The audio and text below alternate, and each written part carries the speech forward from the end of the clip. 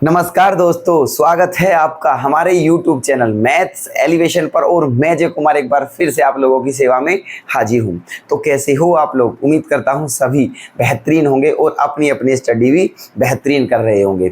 तो दोस्तों, सबसे पहले हम आज आपसे माफ़ी मांगना चाहेंगे क्योंकि आज हमारी वीडियो आप लोगों तक 4:30 बजे, जो हमारी वीडियो का टाइम होता है शाम के 4:30 बजे, डेली हमारी वीडियो डल जाती है।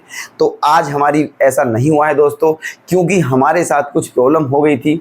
इसीलिए दोस्तों आज हम वीडियो शूट बना नहीं पाए, ठीक है।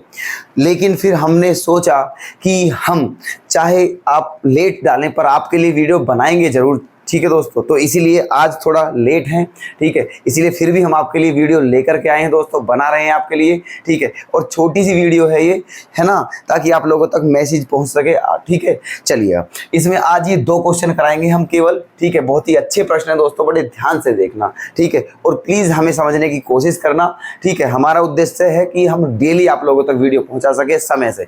लेकिन आप भी समझते हो, ठीक है, इंसान है, परिवार है, कभी कभी कोई ना कोई प्रॉब्लम हो जाती है दोस्तों। तो इसीलिए बस आप थोड़ा हमारा समझना फीलिंग, ठीक है। तो चलते हैं अपने नेक्स्ट टॉपिक पर। आइए देखना, पहला क्वेश्चन क्या है हमारा। पहली क्लास में हमने 47 तक क्वेश्चन करा दिए थे एरिया के, ठीक है। अब देखना नेक्स्ट क्वेश्चन क्या है। क्या क्वेश्चन नंबर 48 क्या दिया हुआ है। निम्न चित्र में O केंद्र तथा 12 एकक त्रिज्या वाले एक वृत्त में छायांकित भाग का क्षेत्रफल कितने वर्ग एकक हो गया, ठीक है। अब आप सोचोगे एकक क्या होता है, तो एकक कुछ नहीं है दोस्तों। यहाँ एकक के प्लेस पे सेंटीमीटर स्क्वायर हो सकता था, वर्ग मीटर स्क्वायर हो सकता था, वर्ग किलोमीटर, कुछ भी, ठीक है। ये यूनिट है, इकाई है, मतलब, ठीक है। कोई इफेक्ट नहीं है इससे। चलिए, तो ये फिगर भी हमें क्वेश्चन में ही दिया हुआ है, ये रहा। और देखो, जो शेडेड रीजन है, जो छायांकित भाग है, जो डार्क हो रहा है, इस पोर्शन का एरिया हमें बताना है, ठीक है। चलिए देखो, बहुत आसान क्वेश्चन है, देखने में टेक्निकल है, ठीक है, और अच्छा क्वेश्चन है। देखो इसका एरिया कैसे निकालेंगे आप। देखो ये बताइए, ये पूरी की पूरी क्या बन रही है, सेक्टर, ठीक है। देखना, ये पूरी की पूरी, ये ब्लू पार्ट वाली जो हम ब्लू पार्ट कर रहे हैं ना, ये ऐसे, ठीक है, ये क्या बन रही है दोस्तों, ये सेक्टर है। सेक्टर को हिंदी में बोलते हैं त्रिज्यखंड। ये पूरा का पूरा, ये क्या है हमारा, त्रिज्यखंड, समझे, ठीक है। ये वाला जो पोर्शन है, ये हमारा त्रिज्यखंड है, ठीक है। ये ब्लू वाला पोर्शन, और हमें बताना है ये ब्लैक जो है, डार्क जो है ना, केवल इसका एरिया बताना है। तो आप समझिएगा ध्यान से, अगर यहाँ इसका एरिया निकालने का एक सिंपल सा क्या तरीका है कि अगर हम ये ब्लू वाला जो है पूरा सेक्टर, इस पूरे सेक्टर के एरिया में से इस ट्रायंगल के एरिया को माइनस कर दें, तो ये जो हमारा छायांकित भाग है, जो शेडेड रीजन है, इसका एरिया हमारा निकल करके आ जाएगा। नहीं आ जाएगा, ठीक है। अच्छा चलो, ये सेक्टर है, सेक्टर का एरिया तो हम निकाल लेंगे क्योंकि हमें रेडियस भी पता है और थीटा भी पता है। और सेक्टर का एरिया क्या होता है, πr² थीटा अपॉन 360, ठीक है। लेकिन इस ट्राइंगल का एरिया कैसे निकालेंगे, ये जो ट्राइंगल है, ठीक है। अब आप देखिएगा ध्यान से, है ना, कि इसकी रेडियस इस ट्राइंगल की, ये वाली साइड कितनी है 12, और ये भी कितनी है 12। ये दोनों बराबर हैं। क्यों बराबर हैं, क्योंकि ये भी रेडियस है और ये भी रेडियस है, ठीक है। अब आप एक बात बताइए, देखो ये ट्राइंगल की ये वाली जो साइड है, ये वाली रेड वाली जो है, ये भी तो इसी ट्राइंगल की साइड है, समझना ध्यान से, है ना, ऐसे। तो ये साइड 12 है, ये 12 है। अब इसका ये एंगल कितना है दोस्तों, 60 डिग्री है, ठीक है ना। चलिए, अब देखो ये भी 12 है, ये भी 12 है। इसका मतलब ये ट्राइंगल जो है OCD, ये एक आइसोसेलेस ट्राइंगल हो चुका है। आइसोसेलेस का मतलब समद्विबाहु त्रिभुज, क्योंकि इसकी 2 भुजा क्या है, बराबर, है ना। अच्छा, तो ये 2 भुजा बराबर हैं और एंगल कितना है, 60 डिग्री। अब आप जानते हो कि किसी ट्राइंगल की जितनी साइड इक्वल होती हैं उसके उतने ही एंगल इक्वल होते हैं, है ना। होता है ना, होता है, ठीक है।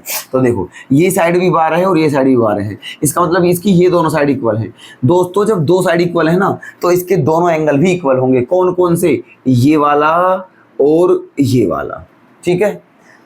अच्छा जी, अब देखो ये एंगल कितना दिया हुआ है, 60, और ये दोनों क्या होंगे, बराबर बराबर।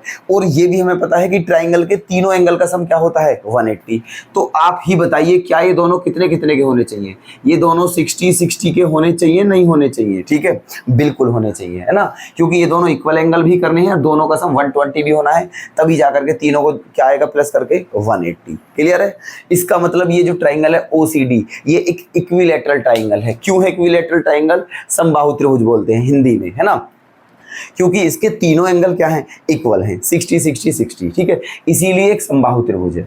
तो अब इसका एरिया निकालना बहुत ईजी बन चुका है, क्योंकि समबाहु त्रिभुज का क्षेत्रफल हमने आपको फॉर्मूले में भी बताया था, क्या होता है, √3/4 साइड का स्क्वायर, ठीक है। तो बस कर दीजिए, अब क्या बच रहा है, तो ठीक है, देखना एरिया ऑफ शेडेड, है ना, एरिया ऑफ शेडेड पार्ट, है ना, छायांकित भाग का क्षेत्रफल।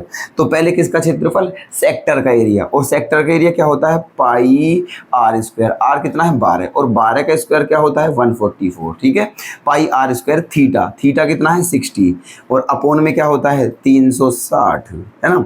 ये सेक्टर का एरिया होता है दोस्तों, पाई आर स्क्वायर थीटा बटे 360, माइनस किस में, क्या माइनस करना है इसमें से, ट्रायंगल का एरिया, और ट्रायंगल क्या है, इक्विलैटरल, और इक्विलैटरल ट्रायंगल का एरिया क्या होता है √3/4, है ना, √3/4 साइड का स्क्वायर, और साइड कितनी है दोस्तों 12, तो 12 का स्क्वायर क्या हो जाएगा 144, क्लियर। चलिए कटिंग करते हैं। अब देखो 60 से कितनी बार जाएगा दोस्तों, ये 6 बार, है ना, और 6 से ये कितनी बार जाएगा 24, है ना।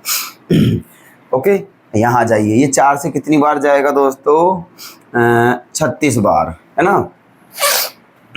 तो क्या बचा हमारा 24 पाई माइनस, है ना, 36√3, है ना, वर्ग एकक, ठीक है। ये हमारा आंसर आ चुका है। अब फटाफट हमें बताइए कौन सा आंसर आपको सही लग रहा है, 24 पाई माइनस 36√3, ठीक है। देखना ऑप्शन ए बिल्कुल करेक्ट है, साफ साफ दिख रहा है, क्लियर है। उम्मीद करता हूँ बहुत अच्छे से समझ चुके होंगे इस क्वेश्चन को। तो अच्छा प्रश्न था दोस्तों, लॉजिकल था, ऐसे क्वेश्चन एग्जाम में जरूर आते हैं, ठीक है। क्लियर है, आपके सेटिस्फाई हो, ठीक है। तो चलते हैं, नेक्स्ट क्वेश्चन भी देख लीजिए। एक वर्ग के, नोट जरूर कर लेना दोनों क्वेश्चंस को, ठीक है। एक वर्ग के परिवृत्त तथा अंतःवृत्त के क्षेत्रफल का अंतर 77 वर्ग सेंटीमीटर है, तो बताइए वर्ग का क्षेत्रफल कितना होगा।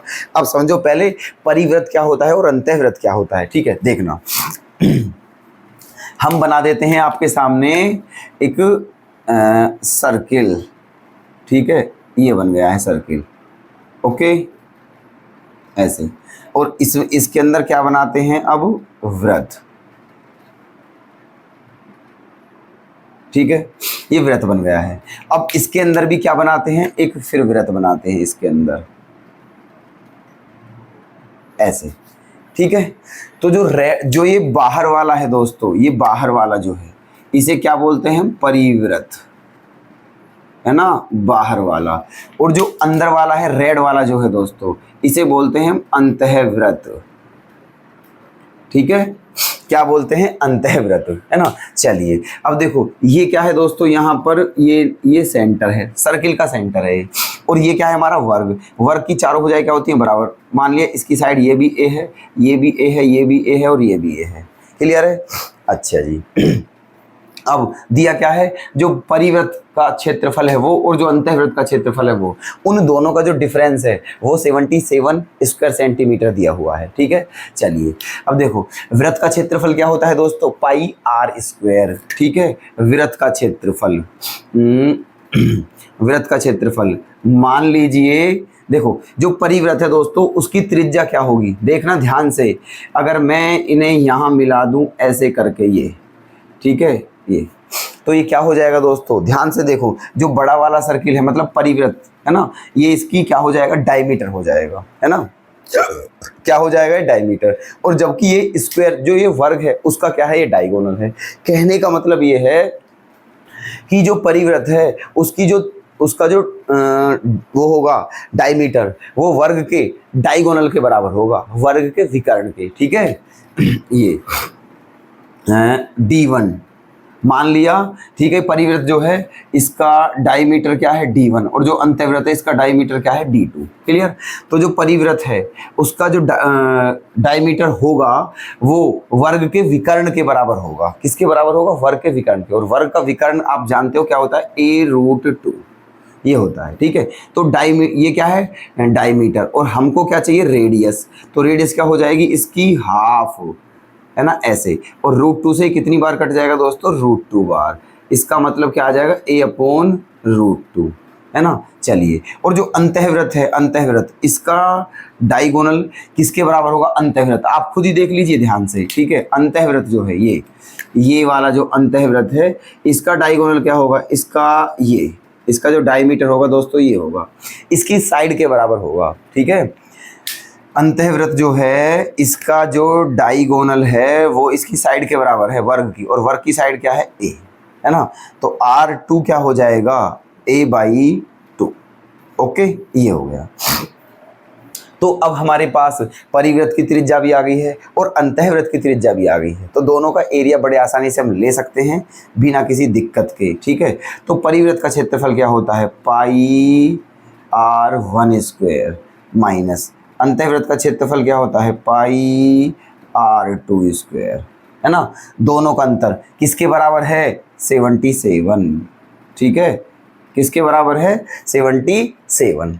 अब क्या करना है दोस्तों, यहाँ से क्या कॉमन लेना है हमें, पाई कॉमन, चलो अभी कुछ मत कॉमन ले, पाई इंटू, है ना।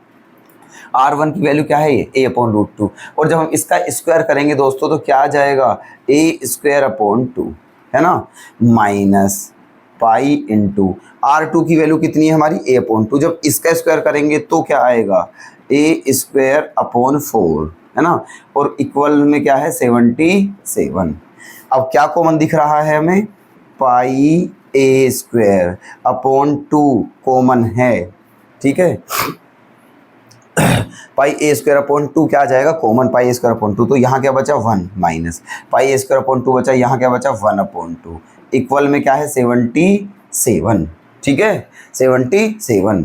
ओके, चलिए अब पाई की वैल्यू क्या होती है दोस्तों, यहाँ पाई की प्लेस पे क्या रख देंगे, 22/7 गुणा a, है ना, a² और /2, है ना। और यहाँ आ जाइए, 2 एकम 2 में से 1 गया, 1/2, और बराबर में क्या है 77। ओके, चलिए अब क्या करनी है, कैलकुलेशन करनी है। करिए कटिंग, 11 से 2 बार काटिए, 11 दूनी 22, और 11 से कितनी बार कटा, 7 बार। इस 2 से ये 2 कैंसिल हो गया है, तो a² बराबर बताना है मैं क्या आ गया, देखो इधर क्या बचा हुआ है 7, इधर क्या बचा हुआ है 2, इधर 7, तो ये दोनों की मल्टीप्लाई कहाँ होगी, यहाँ, मतलब 7 × 7 × 2, ठीक है। तो a² बराबर क्या आ गया, 7 7 49, 49 दूनी 98, ठीक है, 7 7 49, 49 दूनी 98, है ना। पूछा क्या था हमसे, ठीक है, वर्ग का क्षेत्रफल, और वर्ग का क्षेत्रफल क्या होता है, भुजा पे घात 2, मतलब a², तो हमें a² बताना था। अब देखना आप झाँक के, ये क्या है दोस्तों, ये भी तो a² ही है, ठीक है, तो यही हमारा क्या हो जाएगा आंसर, ठीक है। तो ये हमारा वर्ग का क्षेत्रफल आ चुका है, कितना, 98 सेंटीमीटर²। तो बता दीजिए दोस्तों कौन सा ऑप्शन सही लग रहा है, ऑप्शन सी क्या हो जाएगा, करेक्ट, ठीक है। तो देखना, नोट अवश्य कर लेना दोस्तों, ठीक है। तो उम्मीद करता हूं कि दोनों के दोनों क्वेश्चन आपके बहुत अच्छे से समझ में आए होंगे दोस्तों, ठीक है। और आप भी हमें कमेंट करके बताना कि आपको हमारा जो है ये क्या क्वेश्चन कैसे लगे और कैसा आपको समझ आया आज, ठीक है। तो दोस्तों ठीक है, अब हम इस क्लास को बस यही विराम करते हैं, ठीक है, क्योंकि आज ही पहुंचनी है ये क्लास आप लोगों तक, ठीक है। बस अभी अपलोड करते हैं इस वीडियो को, तुरंत के तुरंत आपके पास, ठीक है। तो मिलते हैं दोस्तों कल नेक्स्ट क्लास में, तब तक के लिए धन्यवाद, जय हिंद, जय भारत। इस वीडियो को अभी सीन करें दोस्तों और देखना क्वेश्चन बढ़िया से, ओके, चलिएगा दोस्तों।